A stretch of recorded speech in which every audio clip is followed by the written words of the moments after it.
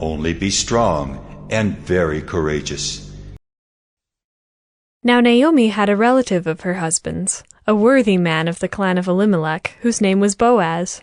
And Ruth the Moabite said to Naomi, "Let me go to the field and glean among the ears of grain after him in whose sight I shall find favor." And she said to her, "Go, my daughter." So she set out and went and gleaned in the field after the reapers. And she happened to come to the part of the field belonging to Boaz, who was of the clan of Elimelech. And behold, Boaz came from Bethlehem, and he said to the reapers, "The Lord be with you." And they answered, "The Lord bless you." Then Boaz said to his young man who was in charge of the reapers, "Whose young woman is this?" And the servant who was in charge of the reapers answered, "She is the young Moabite woman who came back with Naomi from the country of Moab.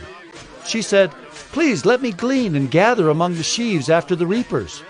So she came, and she has continued from early morning until now, except for a short rest."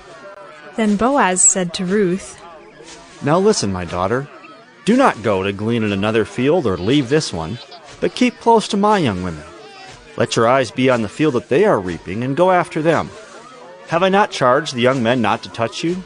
And when you are thirsty, go to the vessels, and drink what the young men have drawn." Then she fell on her face, bowing to the ground, and said to him, "Why have I found favor in your eyes, that you should take notice of me, since I am a foreigner?" But Boaz answered her, "All that you have done for your mother-in-law since the death of your husband has been fully told to me, and how you left your father and mother and your native land, and came to a people that you did not know before. The Lord repay you for what you have done, and a full reward be given you by the Lord, the God of Israel, under whose wings you have come to take refuge." Then she said, "I have found favor in your eyes, my lord, for you have comforted me, and spoken kindly to your servant, though I am not one of your servants." And at mealtime Boaz said to her, "Come here, and eat some bread, and dip your morsel in the wine."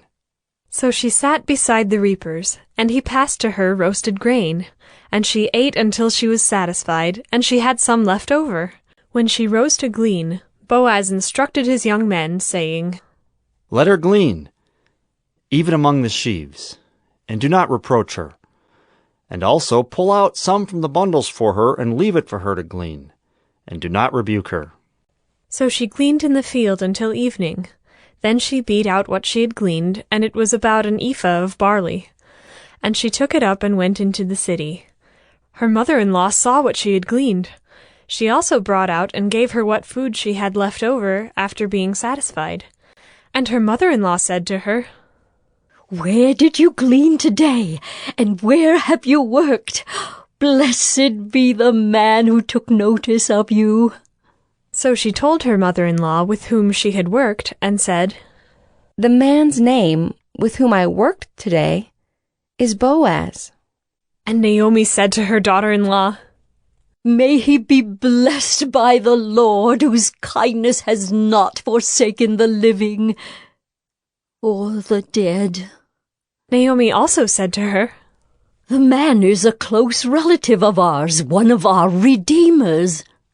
And Ruth the Moabite said, "Besides, he said to me, 'You shall keep close by my young men until they have finished all my harvest.'"